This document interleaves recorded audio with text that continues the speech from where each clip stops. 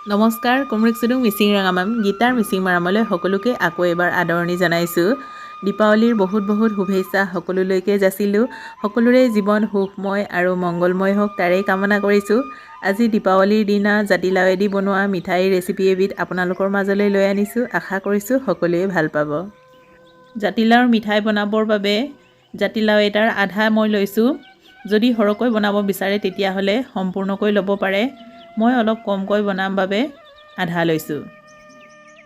প্ৰথমতে জাতিলাওৰ বাকলিখিনি এনেদৰে গুচাই লৈ সৰুকৈ কাটি ল'ম। সৰুকৈ কাটি ল'লে মিক্সিত গুড়ি কৰিবৰ কাৰণে সুবিধা হয়।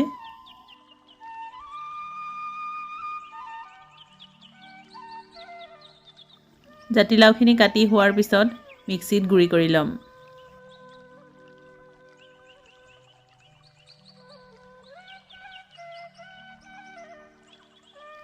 জাতিলাওৰ লগত বাদাম কেইটামানো একেলগে গুড়ি কৰি দিছোঁ।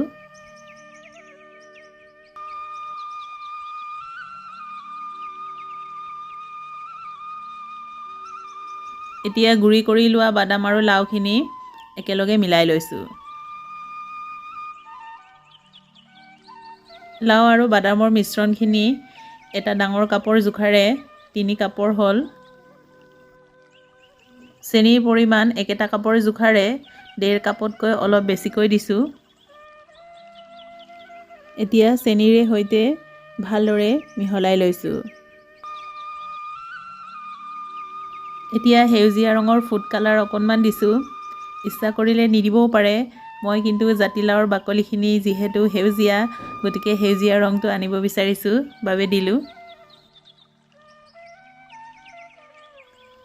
গোটেইবোৰ ভালদৰে মিহলি হৈ যোৱাৰ পিছত এতিয়া কেৰাহীখন গেছত তুলি দিছোঁ। প্ৰথম অৱস্থাত গেছৰ ফ্লেম হাই বা মিডিয়াম ফ্লেমত দিলেও একো অসুবিধা নহয়, কাৰণ জাতিলাওৰ পৰা নিজে পানী ওলায়। গতিকে পানীখিনি কমিবৰ বাবে কিছু সময়ৰ প্ৰয়োজন হয়। লগে কেইটামান ইলাচি দি দিছোঁ। পানীখিনি অলপ কমি অহাৰ লগে গেছৰ ফ্লেমো একেবাৰে ল' ফ্লেমত দিব লাগে আৰু এনেদৰে হেতাখনেৰে ভালদৰে লৰাই যাব লাগে যাতে কেৰাহীত লাগি নধৰে। জাতিলাওৰ মিঠাই বনোৱাটো খুব সহজ হয়। নাৰিকলৰ লাড়ু বনোৱাৰ দৰে একেই, কিন্তু জাতিলাওৰ পৰা পানী ওলাই বাবে অলপ সময়টো বেছিকৈ লয়। এতিয়া ঘিউ আধা চামুচমান দি দিছোঁ সুগন্ধ আৰু সোৱাদৰ বাবে। এনেদৰে লৰাই ভাজি যিমান পাৰে সিমান জাতিলাওৰ পানীখিনি শুকুৱাই পেলাব লাগে। ভাজি এনেদৰে যেতিয়া গোটা বান্ধিবলৈ আৰম্ভ কৰে আৰু কেৰাহীখন এৰিব বিচাৰে, এইখিনি সময়তে মিঠাইখিনি নমাই পেলাব লাগে। এতিয়া একেবাৰে শেষত দিছোঁ পাউডাৰ গাখীৰ।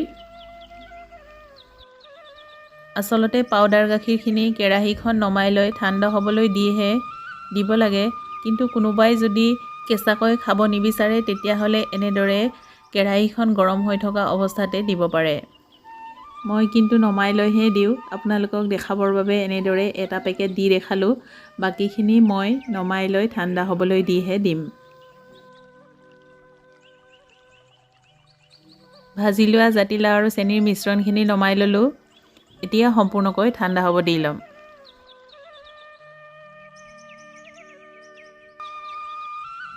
সম্পূৰ্ণ ঠাণ্ডা হোৱাৰ পিছত পাউডাৰ গাখীৰখিনি এনেদৰে অলপকৈ দি ভালদৰে মিহলাই ল'ম।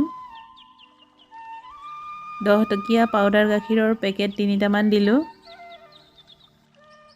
এনেদৰে পাউডাৰ গাখীৰ দিলে খাবলৈ বহুত সোৱাদ লগা হয় আৰু হোটেলৰ মিঠাই নিচিনাই লাগে। ভালদৰে সানি লোৱাৰ পিছত যিকোনো আকাৰতে বনাব পাৰে।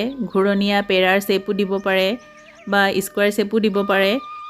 মই স্কোৱাৰ শ্বেপৰ বাচন এটা লৈছোঁ। প্ৰথমতে অলপ ঘিউ সানি ল'ম আৰু এতিয়া ভাজি লোৱা জাতিলাওৰ মিঠাইখিনি দি যাম।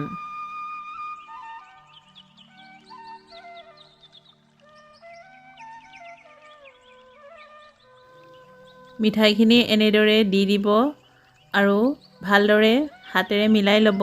মিলোৱাৰ আগতে হাতখন প্ৰথমতে অলপ ঘিউ সানি ল'ব লাগে, নহ'লে আঠা ভাৱটো হাতত লাগি গুচি আহেগৈ।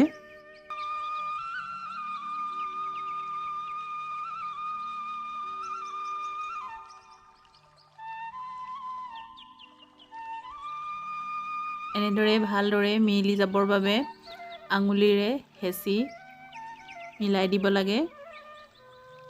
ওপৰত বগা তিল অকণমান ছটিয়াই দিছোঁ।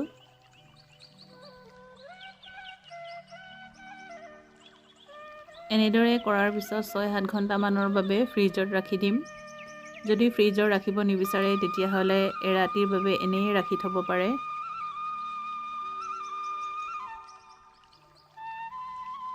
ছেট হ'ব দিয়াৰ পিছত ফ্ৰিজৰ পৰা উলিয়াই ল'লোঁ। এতিয়া স্কুৱাৰ আকাৰত কাটি ল'ম। হাতেৰে চুওঁতে আঠা ভাৱটো থাকিলেও মুখত পৰাৰ লগে লগে একেবাৰে সোনকালেই গলি যায়। এনেদৰে এবাৰ জাতিলাওৰ মিঠাই বনাই খাই চাবচোন, সঁচাকৈ বহুত ভাল লাগে। মিঠাইখিনি উলিয়াওঁতে অলপ সাৱধানে উলিয়াব লাগে, কাৰণ মিঠাইখিনিত অলপ আঠা ভাৱটো বেছিকৈ আছিলে। চাওকচোন কি ধুনীয়া লাগিছে। সেউজীয়া ৰঙৰ সৈতে বগা তিলখিনি ধুনীয়াকৈ মিলি পৰিছে। পৰিৱেশনৰ বাবে এনেদৰে সজাই লৈছোঁ।